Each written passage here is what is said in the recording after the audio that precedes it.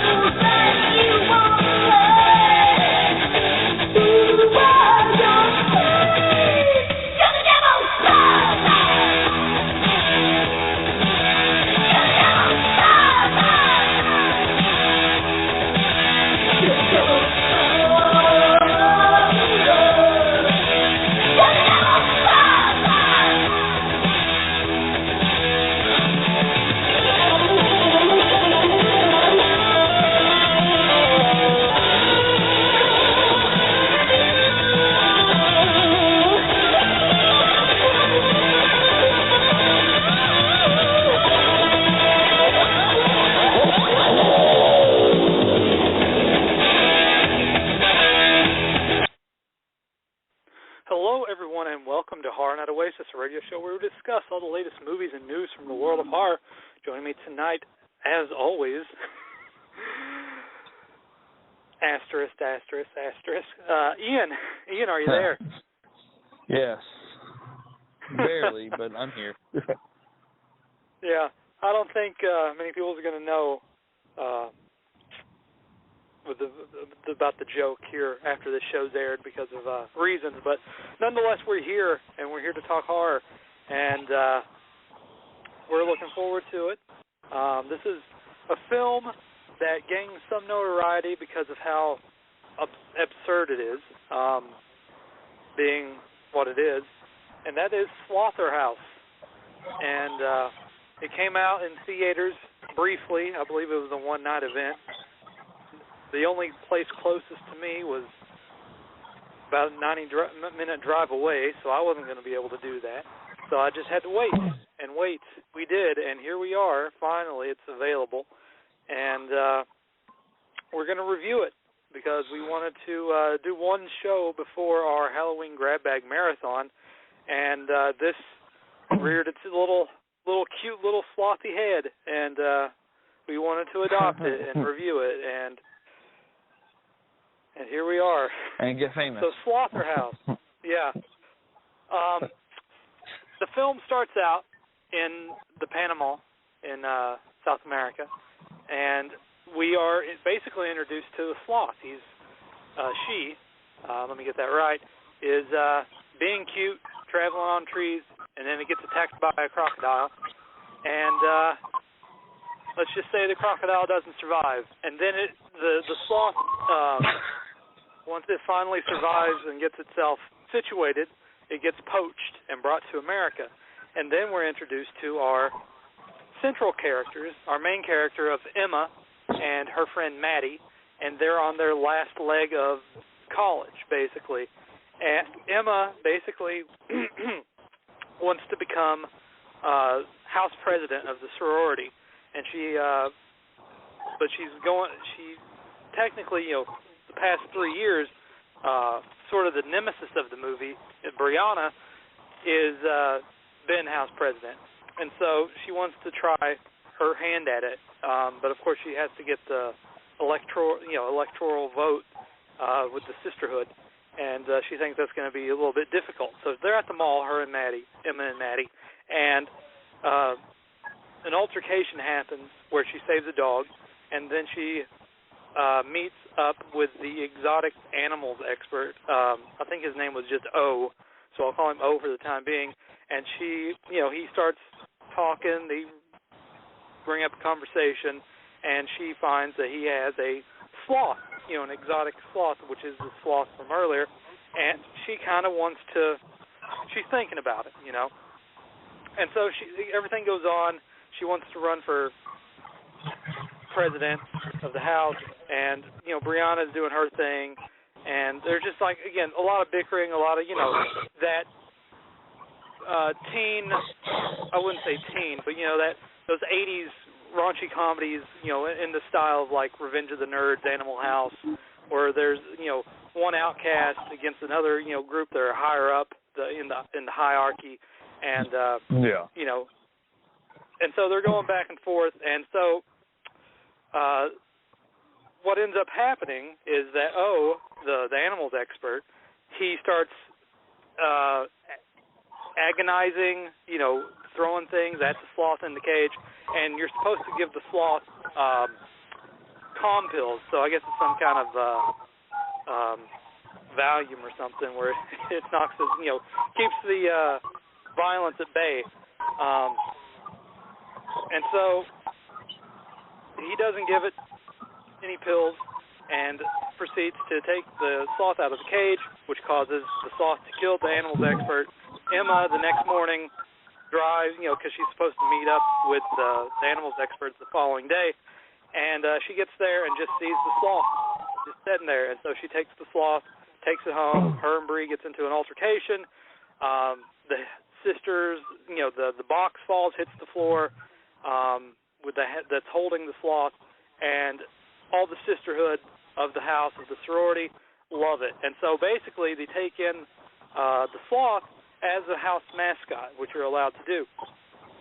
And then she, again, puts her hand in the running for house president. And that is the central basis of the movie, where we have the sloth being introduced, and then, of course, the butting heads of the sisterhood, one, Emma and Brianna running for president, Brianna wanting the sloth basically gotten rid of, and the sloth finding a secret on Emma's phone, not in Emma's phone, but Instagram page, because a lot of it's very influencer heavy, the film is, because there's a lot of, Instagram, likes, followers, and there's a lot of stuff like that. And that's the central basis of the film, because once the sloth sees, the sloth be named Alpha, once Alpha sees the post of Emma and the exotic animals expert, that induces her rage to attack the sorority house, which is the central basis of the film. And I think this is going to be an interesting review, Ian, because you mentioned your thoughts on it already, and honestly, I wasn't a fan of this movie. It just, for some reason, it wasn't for me.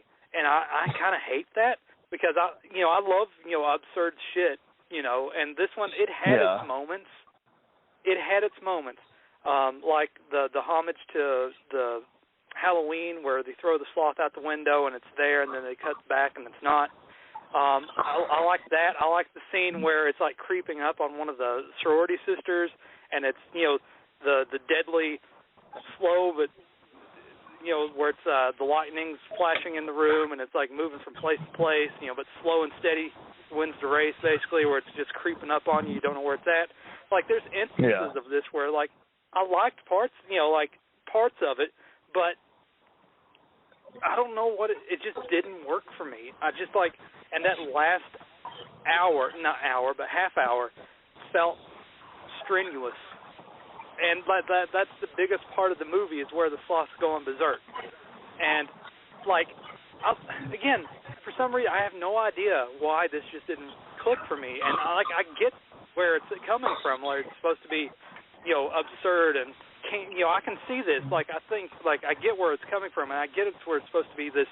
I can see this becoming a cult movie, I can see, slowly, like the sisterhood, how they accepted the sloth. I can see people coming around and accepting the movie, and in cult circles. But for some reason, this is one of those cult movies where it's like Trick or Treat for me, where it just didn't work. It just didn't hit like it did for everybody else. And I can see that for this film, and I appreciate what they're trying to do, making it absurd, and it's just it's exactly what you're supposed to do with a killer sloth movie. You're supposed to make it ridiculous, and they kind of did that, because you really do have to suspend disbelief, because the sloth starts using computers and phones, and it's basically it's Jason Voorhees, Michael Myers Sloth. You know, like it doesn't die.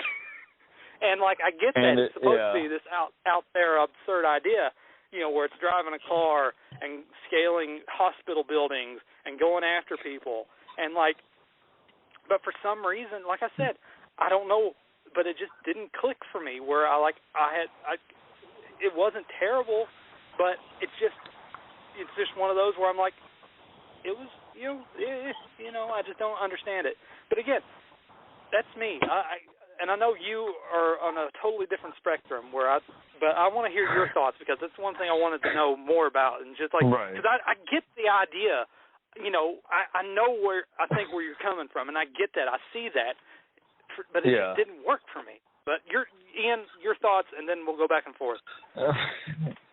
I just have a soft spot for really stupid things, and I honestly, when I was going into this, like, I was scared that it was going to, like, try to take itself seriously, like a lot of these films kind of try to do sometimes. And, like, that was the vibe I was getting in the beginning. But also, I had a really bad day, and I was, like, desperate for a laugh, so, you know, that could also had something to do with it. But, like, I don't know, the Sloth was stupid. It was, like, the dumbest thing I've watched in a while, where I actually enjoyed it. And, I just, like, I think it goes back to my love of Gremlins and Critters. And, like, that was the vibe I got, and I haven't seen a movie that kind of matched that vibe in a long while. And I was just, I don't know, it was fun. You know, like, the whole samurai sword scene, it was just absolutely, I lost it. I absolutely lost it when that girl brought out the sword and he caught it with his little paws. This Sloth is just a doll. That's all it is. And I love that the budget was, like, everything looked amazing but the Sloth. And they didn't really try to do anything. I like the Sloth. I like the look of the Sloth and how it was practical. I mean, I do give him props for actually making it practical. Yeah, I was thinking it was going to be like a CGI Sloth, like, you know, running around, and it was just going to look terrible, like, you know, something that Louisa would do, where she would just overuse CGI and put it where it doesn't belong. That's kind of like where I thought this movie was going to go. Like, the Louisa, terrible, like, taking itself seriously when it shouldn't be, that kind of thing. So, like, but, I mean, the beginning of the first hour, or, well, not even an hour, first, like, 30-plus minutes, I guess, up until, like, the Sloth is scrolling and looking at all the pictures and just like, oh, yeah. Like, and then I was like, oh, my God, he's using the computer. He's taking people's phones.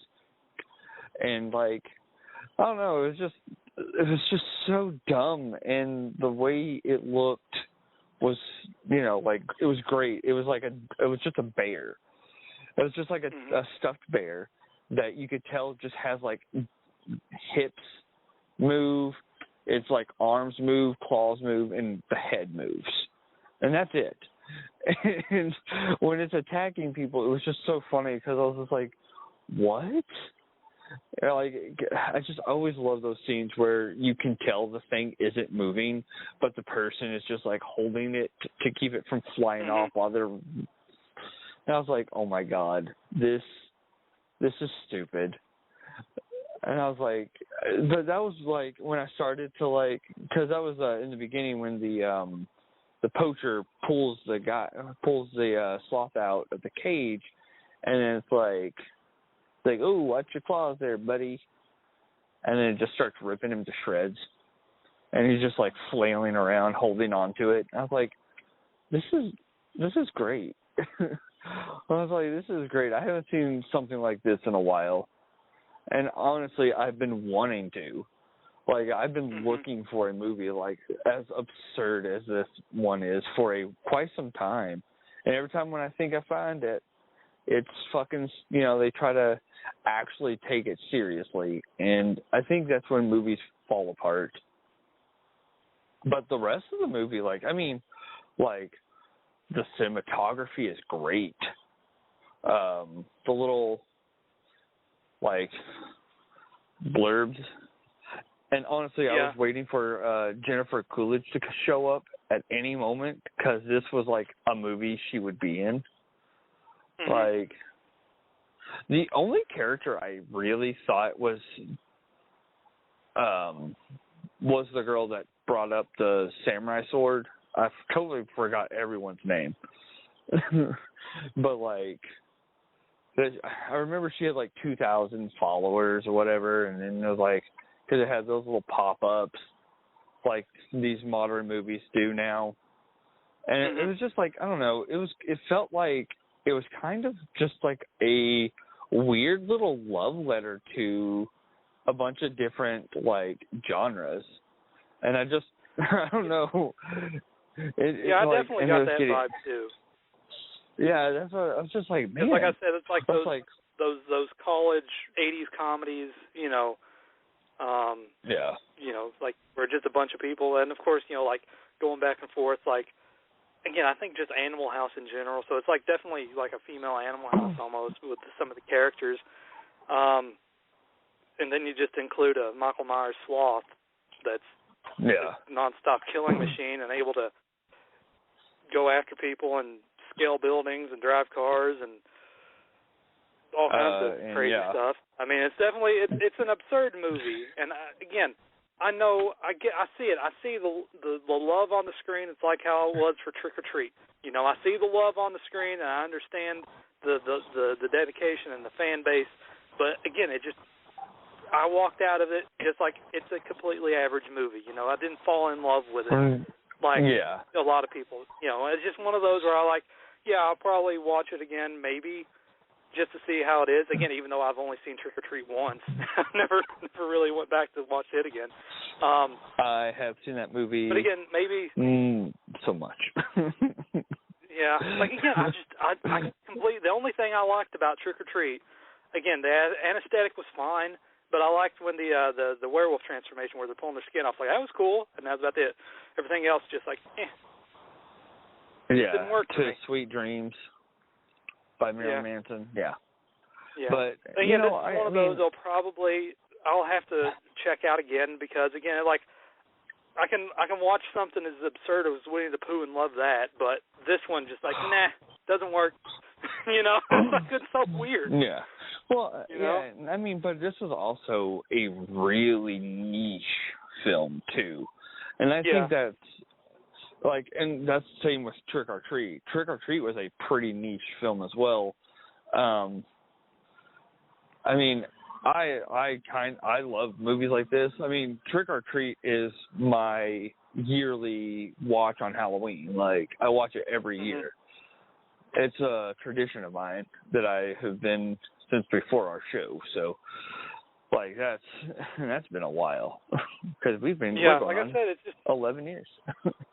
It's just gonna have to be one of those movies where I'm gonna have to give it another watch down the road eventually just to see where it falls in because like I said, that last 33 minutes was it felt like, honestly, it kind of ran its course after a while where this is the joke's kind of over for me, even though it's not really a joke. It's just the idea kind of just lost steam, and I was just okay, we're doing this, and it's just again, I see the love, and I see the passion, and I see the absurdness of it. I understand that. I get it. Like I said, it's going to be one of those films that's going to be a cult hit, underground, with arms wide open, But at this current time, for me, I'm not the biggest fan of it. Again, I like aspects of it, like I did with, again, Trick or Treat. I like aspects of it.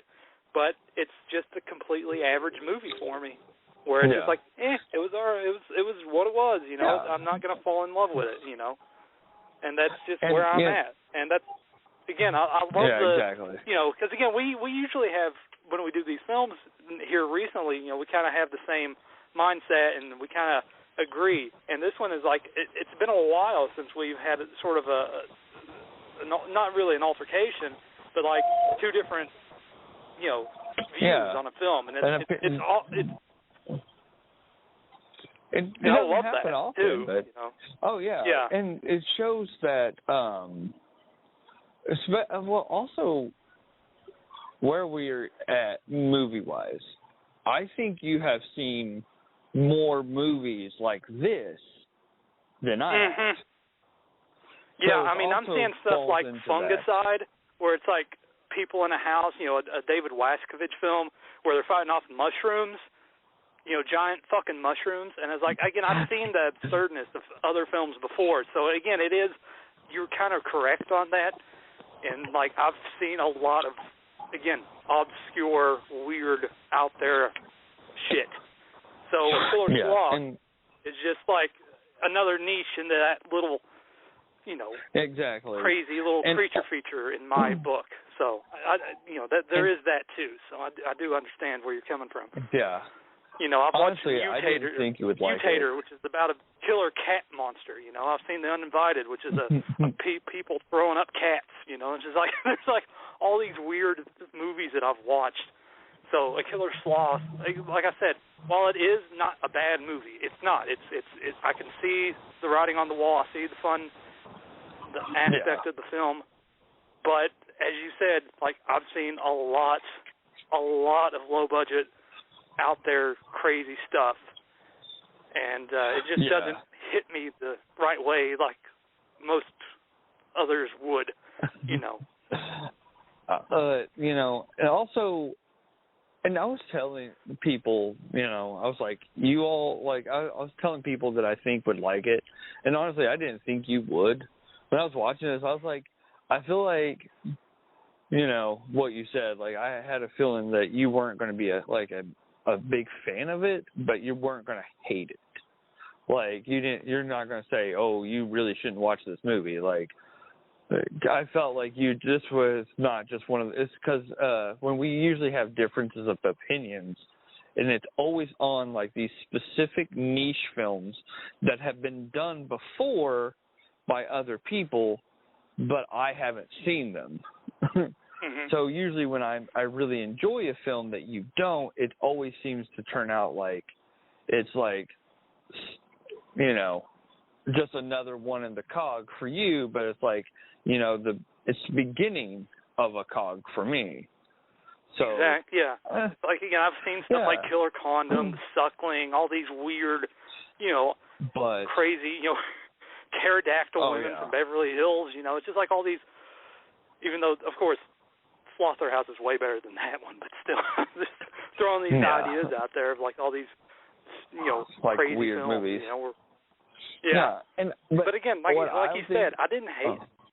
I didn't hate it. I mean, I've seen it. It's the first of its kind, being a Killer Sloth. So again, I mean that's that's well. Besides there's the boss in House of the Dead 3, where you have to face a killer sloth.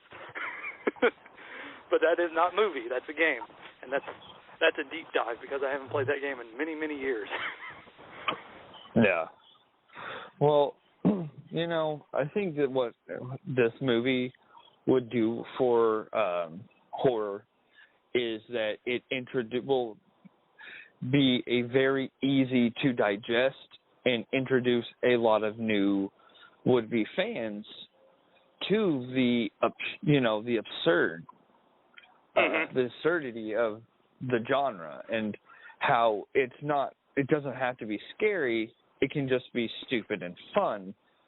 And I think that's like, that it's this generation's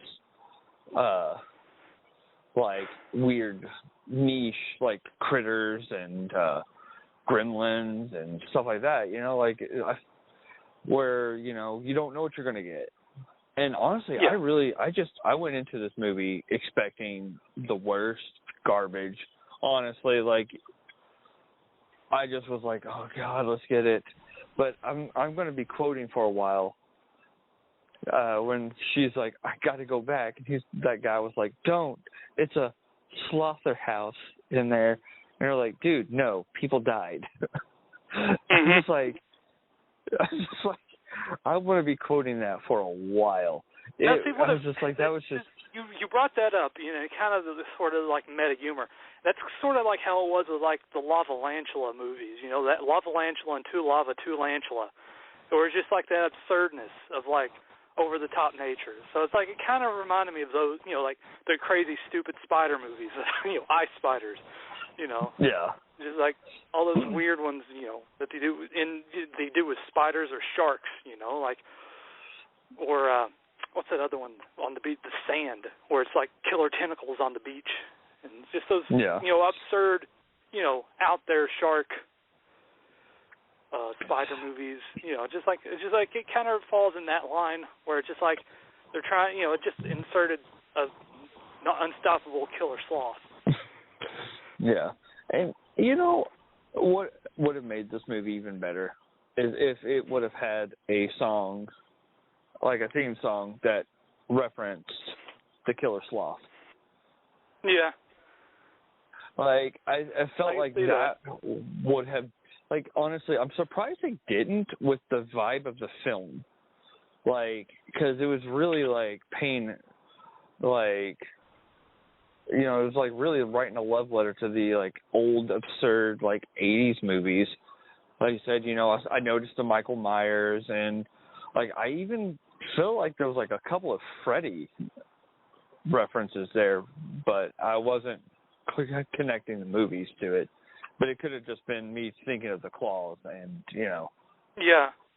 Because when it would, like, before it attacked, it, like, once it, like, lifted its arm up and it, like, wiggled its claws.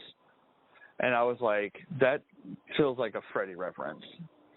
And, I was just like, I was just sitting here watching. I was like, this is great. But in all of the, like, absurd and terrible ways, like, I don't know. I just had so much fun watching it, and I was having such a bad day that I was like, I need something to watch that doesn't make me want to kill myself and that will make me, kind of laugh. And I feel like this is one of those movies that would be better with people. Like, not on the theater, but, like, this is a movie that you should watch with other people. And there should be alcohol involved. Because nobody should really watch a movie like this sober.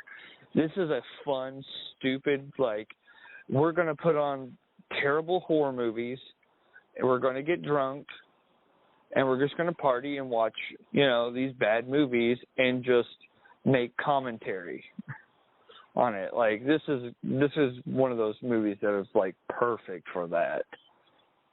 Which, okay, so this is hilarious. And so we watched a movie all about college students. Literally, yesterday, before all the debacle and everything, I was walking to Kroger because it's not too far. There was, like, college students everywhere. And I had that in my head the entire time I saw these college students. And, like, my work, because I work at a bar, was just, like, apparently full of college students. And I was like, what is going on this week? Why is there, like, so much college stuff going on right after I watch a movie about college? And I was just like, funny how life, I was like, I kept singing in my head. I was like, hope you all don't have any sloths. But it was fun to, like, I was just like, that was when I realized I was more excited about this movie than I thought I was. When I was sitting there just making up scenarios in my head of these college students that I'm just like, they're just packed eating at a Mexican restaurant, and I'm just sitting there thinking, like, I wonder if they would survive the killer sloth. I don't know. I was being It's been a really long week. Mhm. But you know, yeah, I kind of rambled on, but no, it's good, man. It needs to ramble sometimes. We, you know, it's been a little while since we've done a show, and I'm glad we got together again. I'm glad everything worked out. Like you said, it's been rather rough, and like I said, we're going to have one lost episode after the conclusion of this one. Wink, wink. But yeah, like that's going to do for our review of Slotherhouse. I'm looking forward to, of course, our Halloween grab bag marathon. There's already like 5 or 6 titles that of potential films to review. So there's a good, and there's still more coming out. So we might change it up halfway through if something new comes out. But yeah, man, we're gonna eat through October and I'm so excited about last year, I don't know, man. We'll have to see how it compares to last year because we did get fucking punched in the nuts pretty hard last year. Yeah. Yeah. Well, I mean, we started that off. We started that off getting kicked in the nuts, like Jesus Christ. Yeah. Oh, Halloween Double Trouble. How we miss you, Tabitha. And the fact that they reached out to us. He actually reached out to us. That was nuts. And liked our review. I mean, we can call the director. That was weird. That really was. Yeah. We need to have them on and be like, look, we're sorry. We're going to have to review his other film. We're going to have to. We definitely need 2 hours to. And that's going to be rough. Because it's politically driven too, Ian. It's God. Oh my God, right wing, right out the door. It's talking about like Jesus wanting to become like the president and stopping all this stuff, and oh my God, you should just watch the first couple minutes of that. Oh my God, that's going to be hell on earth, you know. But hey, at least I have a new movie I've never seen. I'm gonna go see at the local theater that does like midnight horror movies. I'm gonna go see Chopping Mall. I've never seen it. I've heard a lot of people talk about. So be prepared. Hey, at least. Chopping, I talked to Jim Wynorski years ago, on way back when, early days of the show. Again, I love talking to Jim Wynorski. But again, the movie, honestly, it stood the test of time. I mean, people's going to consider it a classic. I mean, it has its faults because it's, again, but you'll probably like it because, again, if you like Slotherhouse, you'll like Chopping Mall because of how absurd it is. And there's a good part. That's what I've been hearing. Yeah, that's what I've been hearing a lot. Like, but I mean, the lineup this is the best lineup they've had that I've ever seen. Because it's like the first movie is Return of the Living Dead, then it's Chopping Mall, then it's Army of Darkness, and on Halloween itself, it is Halloween 3 Season of the Witch. And I'm like, I like all of the films. I've never seen Chopping Mall, so like I love every single one of these movies, and it's just a pretty solid lineup this year. And I'm like, I'm so excited for Halloween. The drive-in near here, they plan to show horror throughout the month, and like the first week, which again I didn't attend to, was Bordello of Blood and The Frighteners. I was like, that's cool, but I already own them, so I mean, I'm not going to drive an hour to go see those on the drive-in. But nonetheless, I think. Go ahead. Oh, I was going to say, I think especially when it comes to a movie I've never seen, to see it in theaters, it would be pretty good. If there's a way to watch it, it's always better to watch it in theater to me. But I don't know. But yeah, that's true. And plus, me being a collector, just like I can just watch it at home. I own it. It's just like I'm good. I don't need to pay because it's like again an hour drive, so you're paying again $20 for gas. Yeah. Food, that's $40, and then tickets, drive. that's another $20. So you're like $100 out for 2 movies I can just put on at home. But Ian, I'm going to call it a show. It's been great talking with you. I hope everything settles down eventually on your end. As always, we appreciate everyone for listening, and we will see you at the start of our Halloween Grab Bag Marathon. So stay tuned for all the details, and we will see you next time on Horror Night Oasis. Good night.